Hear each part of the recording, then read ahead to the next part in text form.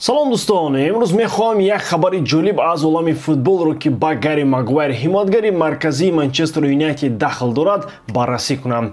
Ба назар мерасад ки ӯ метавонад аллакай дар ин зимистон клубро тарк кунад. Биёед бубинем ки чӣ рӯй медиҳад ва ин чӣ гуна метавонад ба бозори футболӣ таъсир расонад.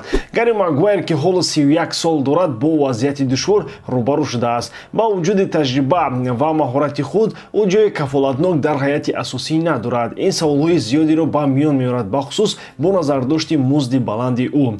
Тибқи маълумоти Daily Star, клуб омодааст пешниҳодҳо барои трансфери ӯро дар моҳи январ баррасӣ кунад ва интизор меравад ки маблағи созишнома на кам аз 10 миллион фунт стерлинг хоҳад буд.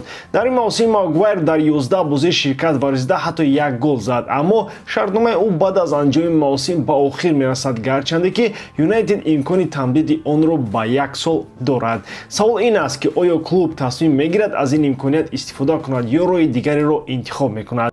Ин вазъият на танҳо барои мухлисони Манчестер Юнайтед, балки барои ҳамаи онҳое ки аз хабарҳои трансфери футбол пайравӣ мекунанд ҷолиб аст. Агар шумо хоҳед ки аз ҳама рӯйдодҳои охирин ва хабарҳои дохилӣ бохабар бошед, шуморо ба канали телеграми худ даъват мекунам. Дар он ҷо ман таҳлилҳо, трансферҳо, муҳокима карда ва бисёр чизҳои дигарро низ нақл мекунам. ҳамроҳ шавед то хабарҳои муҳими олами футболро аз даст надиҳед. Ссилкаи телеграм-канал дар описание ин видео. Акнун дар ягон ҷо баъзур шинед, мо бошем сар мекунем. дӯстон, имрӯз низ як қатор бозиҳо дар ҷои миллатҳо мегузарад ва шумо метавонед ин рақобатҳоро бо 1x ҷолибтар гардонед. Ин ширкат чандин сари сол мешавад ки кору фаъолият дорад ва беҳтарин шароитҳоро фароҳам меорад. Танҳо дар мо ва танҳо барои шумо мо промо тайёр кардем бо номи AMG 0777 ки шумо метавонед дар вақти регистратсия кардан дар аввалин пардохти худ то ҳаҷми 8000 сомонӣ бонус ба даст доред. Ссилкаи зарурӣ дар комментарияи ин видео.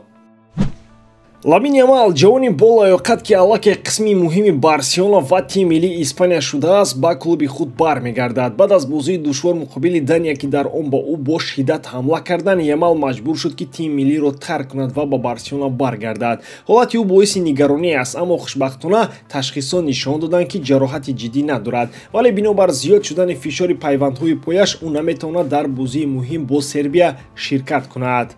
Медонед, вақте ман дар бораи чунин ҳолатҳо мешунавам, мисли он ки бо Ламин Ямал шуд, ҳамеша фикр мекунам ки чӣ қадар душвор аст ки ҷавон ва боистеъдод бошӣ.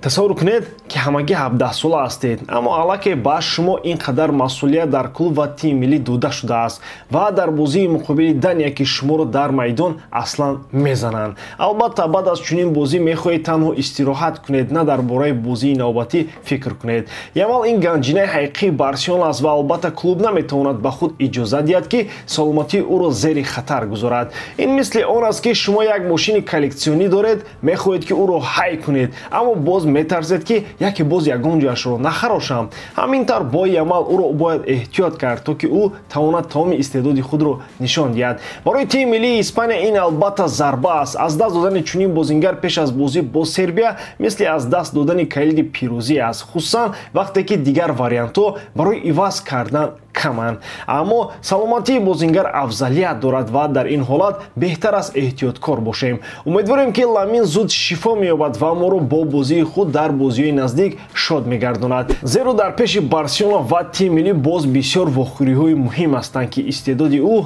хеле зарур хоҳад буд. Хосеп Гвардиола, номи машҳур дар футбол ки ҳамеша бо маҳорати бузург ва стратегияи зебо шинохта мешавад. Баъд аз муваффақиятҳои бузург дар Барселона ва Бавария, ӯ ба Манчестер Сити омад ва дар футболи англисӣ стандартҳои навро муқаррар кард. Аммо ҳоло ӯ дар рӯ ба рӯи интихоби душвор қарор дорад. Вазъият дар атрофи Манчестер Сити шиддат гирифтааст. Эҳтимоли ҷазоҳо барои вайрон кардани қоидаҳои молиявӣ вуҷуд дорад ки метавонад клубро ба чемпионшип равон кунад. Дар чунин ҳолат Гвардиола метавонад шахсе бошад ки дастаро дастгирӣ кунад ва ба премер-лигаи Англия дигарбора баргардонад. Аммо агар адвокатҳои Сити тавонанд аз ҷазоҳои ҷиддӣ гурезанд, эҳтимолияти рафтани Пеп дар баҳор вуҷуд дорад то ҷолишҳои навро ҷустуҷӯ кунад. Яке аз ин ҷолишҳо метавонад кор бо дастаи миллӣ бошад. Гвардиола борҳо гуфтааст ки мехоҳад дар сатҳи байналмилалӣ худро бисанҷад, аммо интихоби ӯ осон нест. Дастаи миллии Испания шояд орзуи ӯ бошад, аммо дастаҳои Бразилия ё Англия метавонанд воқеияти нав шаванд. Англия ки пас аз шикаст аз юнониҳо дар вазъияти душвор қарор дошта ба мураббии дараҷаи Гвардиола ниёз дорад. бо вуҷуди ин маоши Гвардиола дар Манчестер Сити 22,4 миллион евро дар як сол далели ҷиддӣ барои боқӣ мондан дар клуб мебошад. дастаи миллии Англия наметавонад чунин шароитро пешниҳод кунад ва хатари бад шудани обрӯ дар ҳолати нокомӣ дар сатҳи байналмилалӣ низ ӯро ба фикр кардан водор мекунад. Гвардиола бо бозингарони англисӣ мисли Уокер, Решфорд, Грилиш, Палмер ва Фоден хуб ошно аст. ӯ қувватҳо ва заифии онҳоро медонад ва мефаҳмад ки чӣ гуна онҳоро истифода барад. аммо бо вуҷуди ин қарори ниҳоӣ аз они ӯст. вақт нишон медиҳад ки Пеп кадом роҳро интихоб мекунад, аммо як чиз равшан аст: интихоби ӯ ба ояндаи футбол таъсири бузург хоҳад дошт. Хосеп Гвардиола шахсе аст ки Манчестер Ситиро ба як мошини воқеии футбол табдил дод. аммо мушкили ин аст ки агар клубро ба чемпионшип фиристанд, ин мошин метавонад аз кор монад. ва савол ин аст: оё Гвардиола мемонад то онро таъмир кунад ё ба саёҳати нав меравад? Тасаввур кунед, Пеп дар дастаи миллии Англия. ин хуб садо медиҳад, дуруст, аммо мушкилӣ дар маош аст. дар Сити ӯ маблағи бузург мегирад ки дастаи миллии Англия фақат орзу карда метавонад. ва савол ин аст: оё арзанда аст ки барои орзуи худ пулкоркуниро ба хатар андозед? аз тарафи дигар, Гвардиола ҳамеша чолишҳоро ҷустуҷӯ мекард. кор бо дастаи миллӣ ин ҳамон чизест ки метавонад ӯро ҷалб кунад. ӯ бозингаронро мешиносад, медонад ки чӣ гуна бо онҳо кор кунад. аммо хатари бад шудани обрӯ пас аз чунин карьера, ин монанди харидани мошини қиматбаҳо ва дарҳол ба роҳҳои ноҳамвор рафтан аст. ҳамин тавр Гвардиола ҳоло мисли ҳамон ронанда дар чорраҳа аст. ба чап равад, маошро гум мекунад, ба рост равед, обрӯ дар хатар мемонад. аммо новобаста аз он ки ӯ чӣ интихоб мекунад, ин ҷолиб хоҳад буд. пас биёед ба рушди ҳодисаҳо диққат диҳем ва барои футбол ва барои Пеп дастгирӣ кунем. Муҳаммад Салоҳ яке аз лобозани беҳтарини замони мост ки бо бозии аҷибаш дар Ливерпул номи худро дар таърих сабт кардааст. аммо мисли ҳар бозингари бузург, барои Салоҳ низ имкониятҳои нав пайдо мешаванд. дар вақтҳои охир овозҳо зиёд шуданд ки ӯ метавонад ба клуби дигари бузурги Аврупо гузарад. яке аз ин вариантҳои ҷолиб ин Реал Мадрид аст. форварди мисри ҳоло ҳам дар ҳолати хуб қарор дорад ки ин ӯро на танҳо барои клубҳои бузурги Аврупо, балки барои клубҳои Арабистони Саудӣ низ ҷолиб кардааст. дар он ҷо ӯ метавонад рӯи лига шавад ва шартҳои молиявии хуб гирад. бо вуҷуди ин, эҳтимолан Салоҳ ҳанӯз ҳам дар ҷустуҷӯи ҷолишҳои нав дар сатҳи баланд аст ва Реал Мадрид метавонад майдони хубе барои амбитсияҳои ӯ шавад. ҳоло Салоҳ шартнома бо Ливерпул то июни соли 2025 дорад, аммо дар моҳи январ ӯ метавонад бо дигар клубҳо ҳамчун агенти озод гуфтугӯ кунад. ин барои ӯ бисёр имкониятҳоро мекушояд ва бисёриҳо интизоранд ки мавсими имсола охирини ӯ дар Энфилд мешавад. хуб дӯстон, хабарҳо дар бораи Муҳаммад Салоҳ касеро бефарқ намегузорад. тасаввур кунед, Салоҳ дар футболкаи сафеди Реал чӣ гуна ба шумо чунин картинка? барои ман ин як мисли ҳикояи фантастикии футболӣ аст. аммо аз тарафи дигар, агар касе тавонад чунин ҳикояро нависад, ин худи Салоҳ аст. ҳоло ӯ дар ҳолати беҳтарин аст. 10 бозӣ, 6 гол, 5 асист. мошини ҳақиқӣ.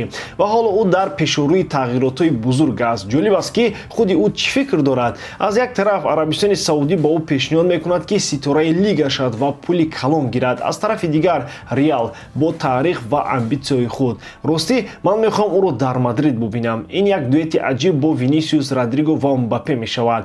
фикр мекунам ки Салоҳ метавонад ба Реал он суръат ва креативе ки мухлисон қадр мекунанд биёрад. аммо дар айни замон ман каме ғамгин мешавам аз фикре ки ин метавонад мавсими охирини ӯ дар Ливерпул бошад. Энфилд ӯро дӯст дошт ва ӯ ба ҳақиқат легендаи клуб шуд.